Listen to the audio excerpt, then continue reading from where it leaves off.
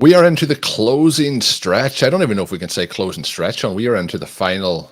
Who's familiar with horse racing terms here? The final furlong of this race. We are about to get into the fantasy football finals, best ball finals, dynasty finals. I have a story later on in the show, Shawn, as to how I did not get through to one of those dynasty finals. Got eliminated on a close loss in the semi-final. But we are ready to talk through some of the information. Shawn, you and Ben, although it could have potentially even creeped higher, up into 14th place in the FFPC Main Event. Myself and yourself on the team that we talked about over the last week, the Have a Good One Superflex roster, into the final 50-person final there. A chance at $50,000 in play. We'll talk about some of the players in that roster, how that goes on as we... and this is the other thing. Maybe we'll take a moment at the start of the show, Shawn, to say this. There's a lot of talk, Shawn would have seen this probably on social media, about last week, for example, in Best Ball Mania, teams not advancing, or, you get a certain amount of teams through your group, but then you don't advance teams through. And then again, obviously, you're going to see it this week where more teams get eliminated. It's very, very hard in these Superflex contests to get through and to advance, or not just, I meant Best Ball, not Superflex, but then we're in a situation where we have a team that has qualified, and there'll be listeners out there. I've had people reach out to me over the last 12 hours to say some people have as much as 5 teams through to some of these finals. I seen Pat Corain as some teams through to the BBM4. I think he's going for the reap this year, obviously. But it is really, really difficult, even if you're a volume player, even if you draft a lot of teams. So to anyone out there who has either got to this week and got eliminated, or got to this week and has advanced through to a final with a chance, it's a big, big achievement to get to that point. So we have a team, Shawn, that is true. So congratulations to you. Congratulations to me. But the other part of that is I know 2 other people already that are going to be in that 50-man group. We have Zachary Kruger with a team through. We have Tom Strachan with a team through, who drafted, Shawn. It's the OTI Listener League draft.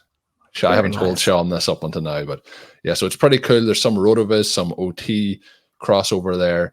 But getting to this point, call him Eric Hove, who filled in on OT when I was doing a little bit of traveling there mid-season as a team into the Superflex finals. So it's going to be loaded. I would say we have at least a 50% chance that one of us are going to win it. There's only 4 teams, but at least a 50% chance. 50-50. But so congratulations to anyone who's in their dynasty finals or is in any contest at this point, because it's a tough slog, Shawn, the fantasy football season. And we've mentioned some of our ups, some of our downs, but you get to points then where you do it for the fun, but getting those bragging rights at the end is what we want to do. We want those high placed finishes. How are you feeling after obviously probably a strange week, holiday season? I watch these games, a lot of them on a more advanced delay than I normally do. Some games I was like, oh, there's games on at this time of the day. I was like completely out of sync. But an interesting week, and I think I would chalk this up as a very unique and weird week, because we do have some high scoring players, but not to the equivalent of what we had the previous week, where we had multiple players and 30+ point games. We have players who have big games who aren't probably on a lot of rosters at this point, but are on some and do make a difference. So a weird week, I think. I enjoyed most of it, but there was parts of it that also drove me absolutely insane. How do you feel? Yeah, you get to this point, and kind of as you described there at the beginning, it becomes very difficult and very emotional, because you're getting some huge games in your favor, some huge games against you, and you really need almost everything to come out perfectly in order to accomplish. You mentioned everything at the same time, but some of those things that are going perfectly for you in one scenario are also going terribly for you in another scenario, because there's leagues where you're going to have both of those players in different, one against you, one for you. And that makes it even tougher, I think, sometimes. Your head be in a spin. It is. And the thing that you don't want to do is thread the needle in the wrong way. And yet, when you're talking about having, the best team out of 16 to advance in BBM, for example, or to have one of the top couple teams in the Superflex contest, I mean, the most likely thing is that you will thread the needle the wrong way, where the thing you needed in one situation is going to come back and kill you in another. You get it, but you still don't advance, but it also knocks you out of another one. And the thing about that is that it's so important to try and embrace and have fun with it, and know that that's the most likely thing to happen, and just trying to approach the whole thing with joy. Now, I say that knowing that it is difficult, and if you run into some hurdles with your viewing experience, you also shouldn't hold that against yourself. And when you get close, sometimes that's the very hardest, because at one point, Ben and I were even higher on the leaderboard and had a lot of minutes remaining in the main event. And you have Jalen Waddle catch the 50-yard pass and then get hurt with like 2 different injuries. It's like either stop cheap shotting him or Jalen, stay healthy. So he leaves the game 2 different times. He finishes with only that 150-yard catch. We had Trey McBride, who obviously has a down week. Kyler Murray it's always interesting because you do hear more discussion right now of the Bears and if they're going to keep Justin Fields, and Justin Fields looks fantastic. It would be a huge risk, I believe, to start over with somebody new, although, again, you do have some very interesting options this year. The reason the Bears are always discussed in that conversation is because they have that Carolina Panthers pick, and so there is the potential for them to get, a generational type of player there. You watch what the Cardinals are doing currently, and you're like, if they could get a big package for Murray, that would be a no-brainer, because, he looks awful. He looks just awful.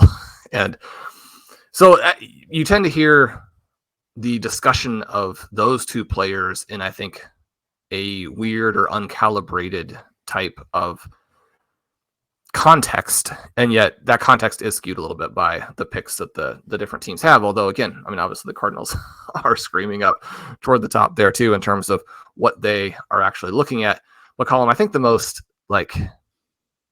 probably the most infuriating element is the kickers. And I had related a story a couple weeks ago where Ben and I had one of our teams knocked out because our opponent scored 46 points against us. This week we lost from kicker and defense. Right. Yeah. This week, I'm not can't even say it. It's just so crazy to have 18 points that we gave up with the kicker decision, and that would move you into an interesting spot. And so then when DeAndre Swift gets his touchdown there early on overturned, I'm like, I'm gonna have to take a little break from this and enjoy Christmas, because Colm, I don't think that the standards for replay review are working very effectively. The issue is the consistency, and that's the problem. We always say we want consistency, and it's nearly impossible to get it when there's always going to be a human element mixed in.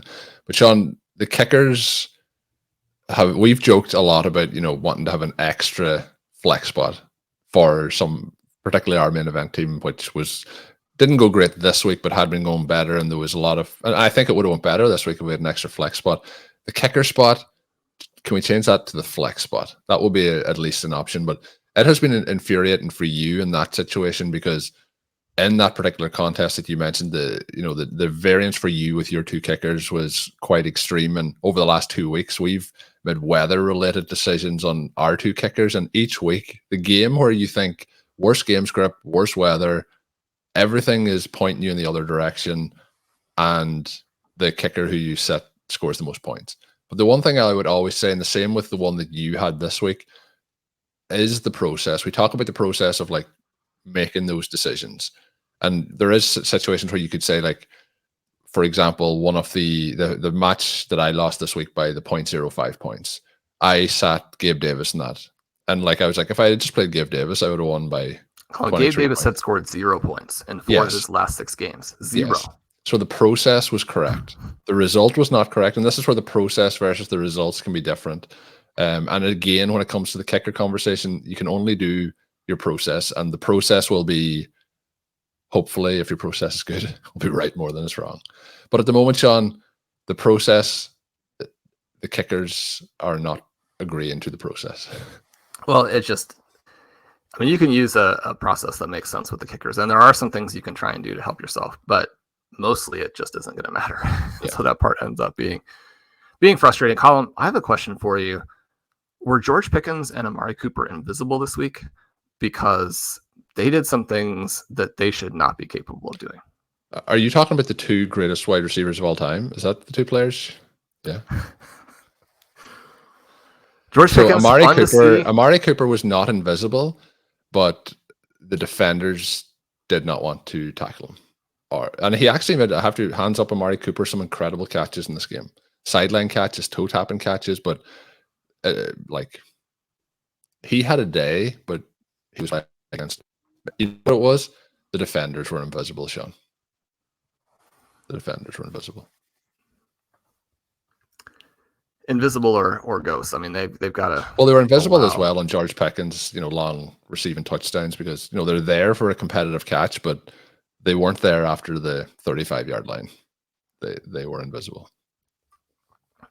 It was fun because the team that Pete and I had both Pickens and Higgins, which it also has Ramondre Stevenson, it has Cooper Kupp, and you're kind of wondering, how do we get this team through in the first place? Now, I mean, obviously there were some interesting and fun picks that allowed that to happen, but you're watching that game early on, and Higgins and Pickens are doing the things that you drafted them to do, especially Higgins, to get the long touchdowns. There were so many long touchdowns this week, Colm, and that I think added some spice to the games. It was great to have these big plays, scoring, kind of across the board, inconsistent and weird, but to have a lot of big plays in the fantasy semifinals, that part was a lot of fun. The plays weren't as huge for a Jahmyr Gibbs, but he again demonstrated why the Lions picked him where they did. You really run out of superlatives with him. You don't want to make comparisons to the greatest running backs ever too early. But at this point, I mean, first of all, the contrast between him and David Montgomery is so stark, and Montgomery is playing well. I mean, this isn't a situation where the Lions are trying to run out a A.J. Dillon or an Alexander Madison or a Joe Mixon, and you're like, well, obviously the contrast there is going to favor Gibbs.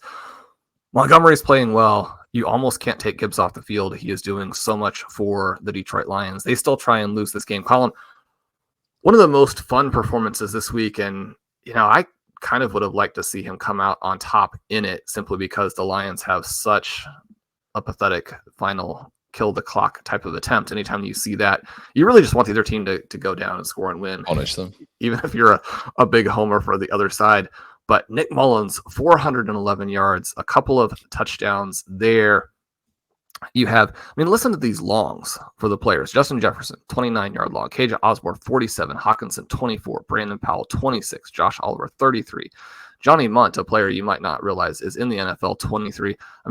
He is lighting it up deep. And this is a game where Jordan Addison, who is, one of their deep threats, one of their guys who will do the Gabe Davis deal and go down there, stand behind the defense and score the touchdown when the defense is focusing on the better players. He goes out of this one, misses almost the entire game. TJ Hawkinson goes out of this one. I was thinking of you. I know that you've got plenty of Hawkinson. Mullins throws for over 400 yards without two of his three most important pieces. Now, he does throw the 4 picks, and you get a sense of why the teams don't want to necessarily put up with that. But just a little bit like with the Joe Flacco situation, it's great to see some quarterbacks who are willing to play some football. I could do with less of the horizontal passes and more Nick Mullins.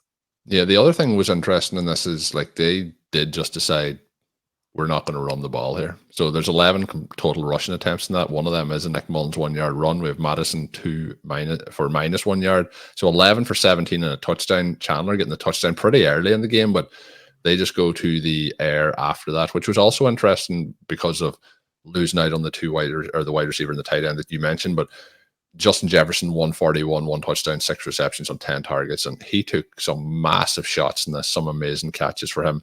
Amon-Ra St. Brown on the other side, big day for him, 12 for 106 and a touchdown. Jahmyr Gibbs was Shawn. The way I'm going to move this topic on is Jahmyr Gibbs looks sensational. Usually at this point of the season, we would be furious if there was a backup running back or somebody who was the presumed starter that was taking 50% of the work away from a player with the caliber of Jahmyr Gibbs.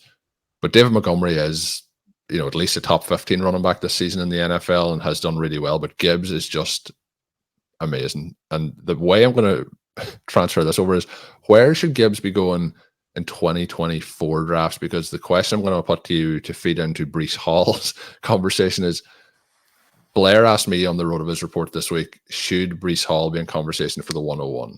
So I'm saying that it's probably Christian McCaffrey, Breece Hall as the running back 1 and running back 2, not the 101, 102.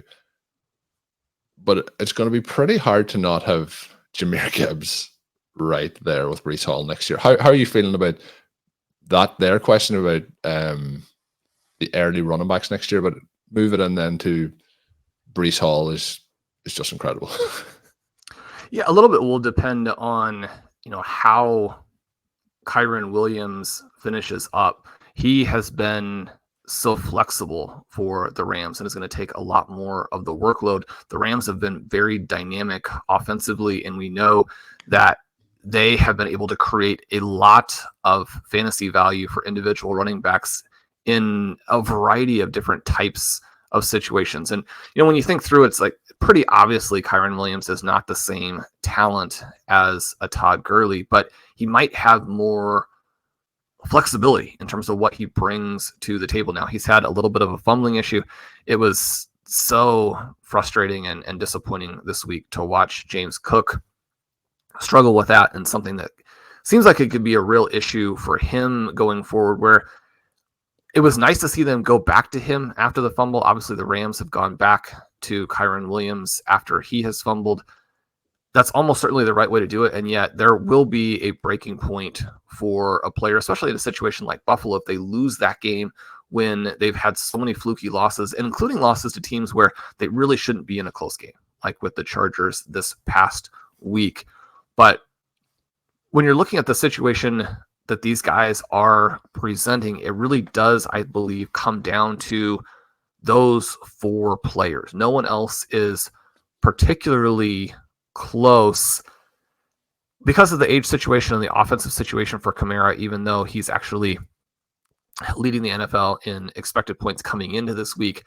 I think he's more of a 2-3 turn type of player, and that even could shift much lower if we do get some indication that Kendre Miller is going to come back and be better, or the variety of things that can happen to a back like Kamara when he's in this point where he's no longer super efficient and he's getting up there in age. Obviously, that same situation, except a much more exaggerated version, has been playing out over the last month with Austin Eckler.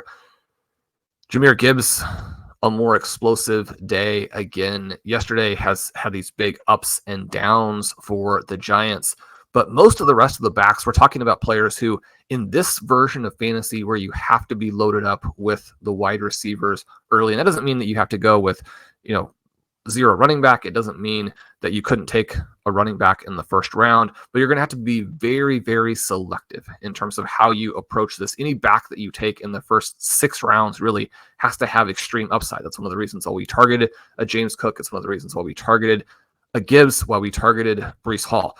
You don't necessarily know if they're going to hit. You don't know they're going to stay healthy for sure. And yet the scenario where those individual players give you 30 points, 40 points in the fantasy playoffs, where they give you back-to-back 25-plus point games, it's easy to see and understand why that would happen because the profile points to that.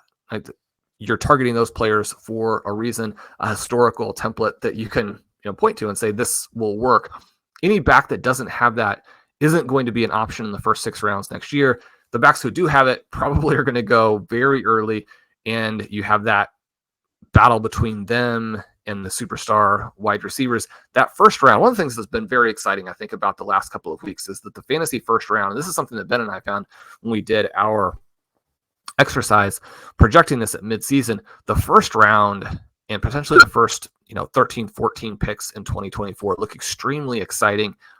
After that, it's going to really bog down. It's going to become an issue of how good is your structural drafting? How much are you able to balance going forward the upside, maybe feathering in a little bit of veteran floor? And when I say veteran floor, I'm probably thinking about it differently than most people who might be saying that phrase, because I'm still thinking of it in much more aggressive terms. But Colm, you look at what these guys did, and I mean, the reason that Ben and I were up in that spot is that we do have Breece Hall on that team. And so to have these kind of back-to-back weeks where you have the huge game from James Cook and you get the dud from Hall, and you come back the next week and it's sort of reversed. I mean, you really would love for one or both of these guys to go on the run for the full 3 weeks, but it has been cool that they've balanced each other out a little bit and that they offer that extreme upside. What Breece Hall did this week was truly incredible, again, in the context of an offense where I think if you look at the score and you're thinking, okay, they're playing the Washington Commanders, probably seems like the offense is working better than it is, but the Jets, if anything, were just as bad this week as they've always been, outside of the nearly 200 yards that Breece Hall gained all by himself. And Colm, the second touchdown was one that, I mean, it was arguably better than the touchdown the previous week from Tee Higgins. The body control, the ability to twist, contort, know where you are, and the effort to get that ball across that line.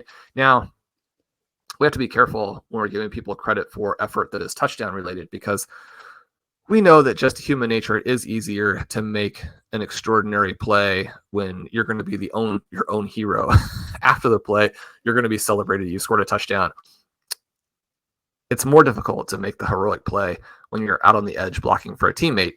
And, George Pickens would tell you, you shouldn't, don't even bother. But it was a really cool play there from Breece Hall. And the mix of attributes. And that's one of the things we're seeing from Jahmyr Gibbs. I mean, Colm, I know that you know this. I mean, Blair argued for Gibbs as the 101 in Dynasty this past year.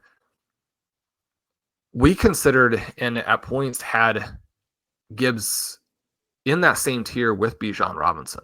We believed he was going to be that good coming in. It's been exciting to see that be the case. But if anything, he's been even more impressive than expected because he's been a better pure runner than expected. I mean, here's somebody who could come in and create some big plays, run to daylight when it's there, has the ability to eventually be one of these, 10, 11 EP on the receiving side to where you're expecting to get like double digits just as a receiver on a per game basis. If anything, that part has not quite manifested as quickly or as fully as we might hope for it to still do in the future. And yet what he has been as a pure runner, it's just amazing to see someone who has that combination of vision, the ability to manage traffic down at his feet. Because one of the things that you're dealing with here, in order to be able to show off the long speed, you have to be able to get through that first wave. If that's kind of tiptoeing through traffic on the inside, and when you have some contact down at your ankles, to be able to get the feet back up, to not lose your balance, to lose all of your momentum, and then have to stagger around for a while. One of the reasons that we have some of these guys from time to time with a really high broken tackle rate, but very poor before contact yardage, because they can't get through that initial wave without getting contact every time. They just don't have the agility, the speed, the vision to do the multi-step process of recognizing, making the lateral cut, and then making the forward burst to get through, without being completely and totally stopped on just so many of these carries. But Gibbs can do it through the line. He can also do it out on the edge. One of the things that was a little bit interesting about watching the Jets is that Hall was asked to run up the middle a ton, and then every time that they brought in Israel Abanikanda, they would pitch it to him. And you're like, He's getting these 10-yard carries out on the edge where there aren't defenders. It's like, why this contrast? Like, both of these guys are fast.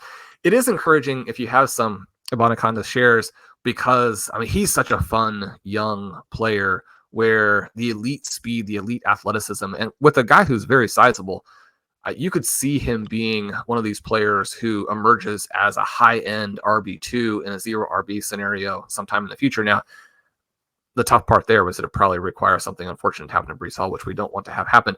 But to see Gibbs do it up the middle, to do it on the edge, to be able to take the ball, anywhere from the 25-yard line and in, and you feel like, he's going to score on those plays.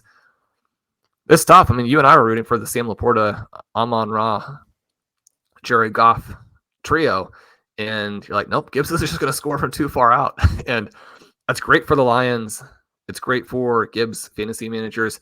There's going to be this constant or continuous difficulty out into the future, I think, with this Lions team, because they are so talented.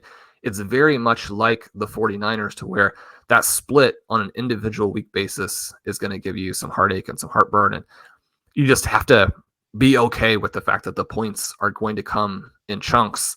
and that the totals at the end of the year are going to be very, very difference making.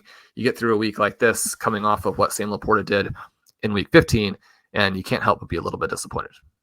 Yeah, it was. And one of the things with our Superflex team, Shawn, that I was kind of procrastinating on last week was that we didn't draft Sam Laporta or Trey McBride, and that was like our biggest mistake on that roster. And then this week we had Kyle Pitts and Colm make the starting lineup based on the tight end and flex position, who outscored them both this week. So you never know what you're going to need, and you never know what's the right and wrong decision in certain weeks. Because you mentioned James Cook. I'm sure there's a lot of people out there frustrated with how that went this week. Some of their teams may have not advanced or lost, but that is just the reason you got through last week is because of the huge performance in that situation. But the Shawn, you pointed out in the Monday's article, which will be in the show notes of today's show, but Breece Hall at the start of the year, and obviously there's part of this probably working back from injury, and it's easy to forget now the conversation coming in at the start of the year with Dalvin Cook being there as well. Up until week 5, the highest targets he had in the game was 3. He had 2, 2, 4, 3. I should have said he had 4, but 4 was the highest. But then 5, the bye week. But since the bye week, 9, 4, 3, 6, 9, 7, 9, 2 in week 15, which may have been like, oh, that's a bit concerning. But Shawn, 16 targets this week, 12 receptions, 96 yards. Now, we're not expecting that every week, but that is high-end wide receiver numbers in terms of what he received there. And then 20 for 95 and 2 on the ground. And it can be frustrating when it's running up the middle, but Hall looks 100% healthy at this particular point. And you mentioned Gibbs as well.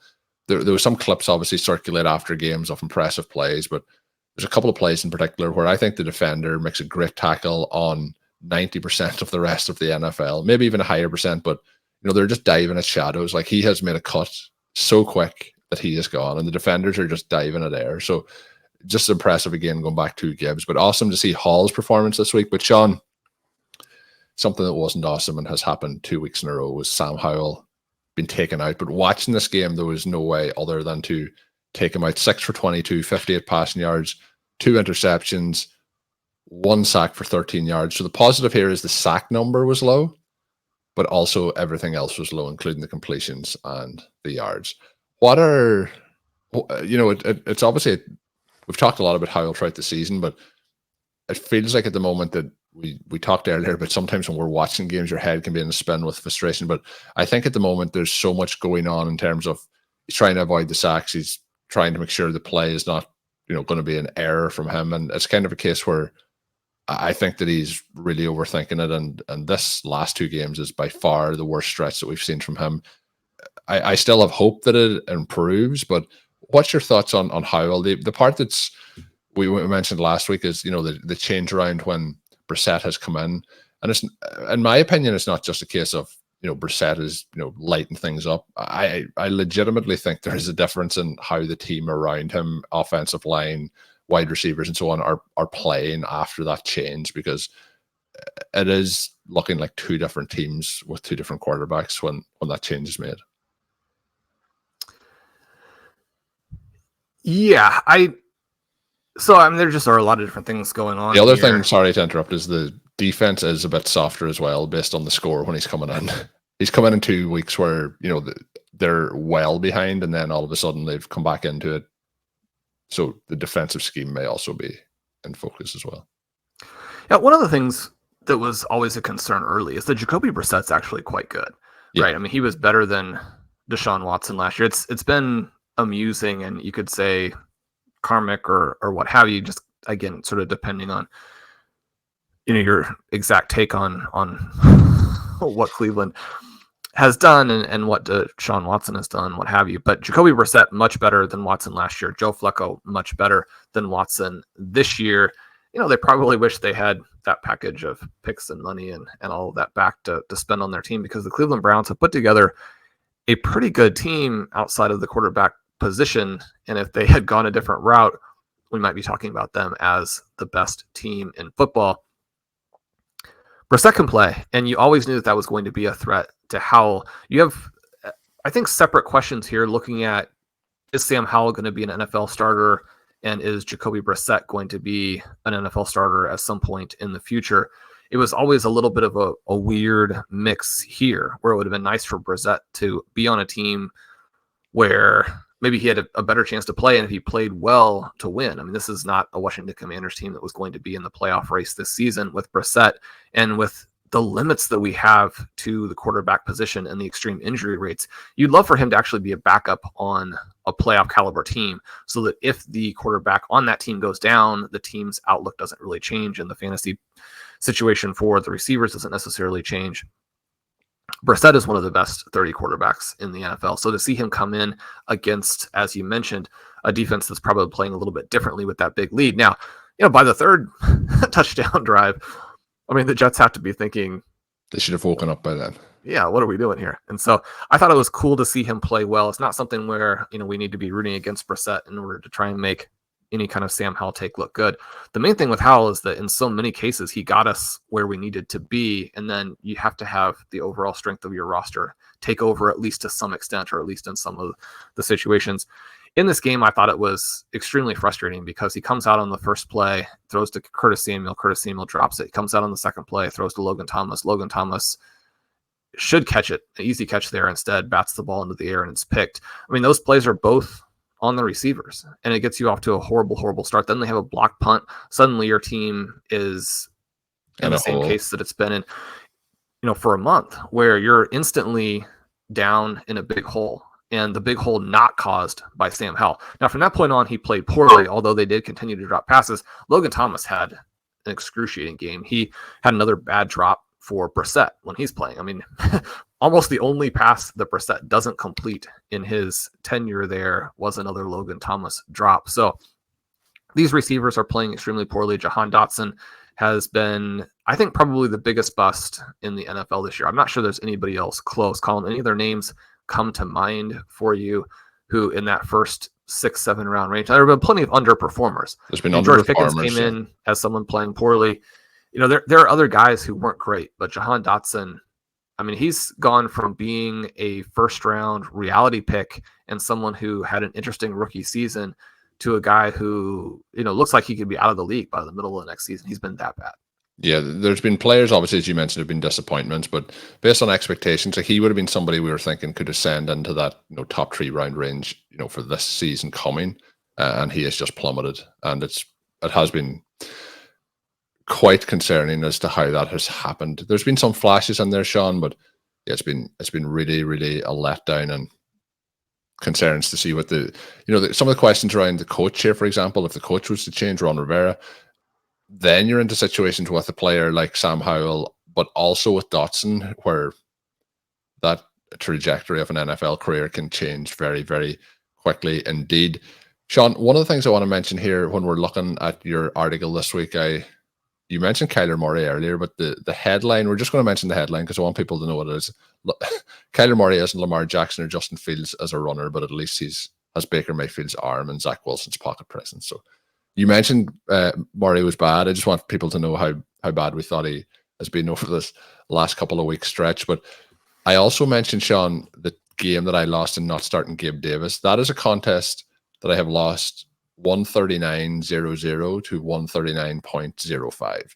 So I've had a few people, when I've mentioned that maybe there'll be a stat correction. Maybe there's a stat correction. And Shawn, when you're talking stat corrections, it's not one of those where was it a reception and then it's behind the line of scrimmage. This is a half a rushing yard that would need to be reversed. But I'm not holding out hope. I'm gonna keep this as a badge of honor for when anyone brings up tough semi-final losses. I don't think I'll beat this one, but I want to know any listeners out there. The closest I got yet, I did have one person who replied to me on Twitter that did lose by 0.08.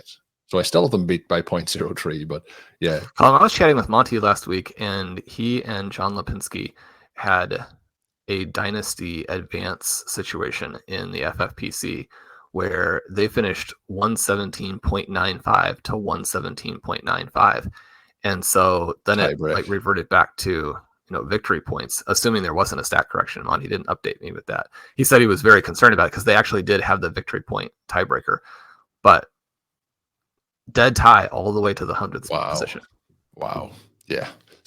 You always think this is the closest or this is the weirdest or there's always something else around the corner. That's the one thing fantasy football in the NFL will always spring upon you. When you think you've seen it all, you have not seen it all yet. But Shawn, we are going to do a shorter show today, obviously with the holiday schedule and so on. Is there anything from this week that you wanted to mention that we haven't mentioned? Any plays, any players, thoughts? I would just say congratulations to the Las Vegas Raiders, who have really rallied around Antonio Pierce and gotten a couple of big wins here. They absolutely embarrassed the Kansas City Chiefs yesterday at Arrowhead and got a Merry Christmas for their fans. We think about the situation with the Commanders. I do think that they should have fired Ron Rivera. Just, if you're considering Eric Bieniemy at all, it'd be nice to get a little bit of a look at him. The thing with the Commanders is that they have played such uninspired football over the last month, and it's not necessarily fair to the head coach to put it on him, but it is something where the leadership element there, we saw it with the Chargers. We obviously have seen it with the Raiders. Some of these teams where you do make a move and you get a little bit of a fresh start, you'd at least like to see them playing hard. You're not really getting any of that from them right now.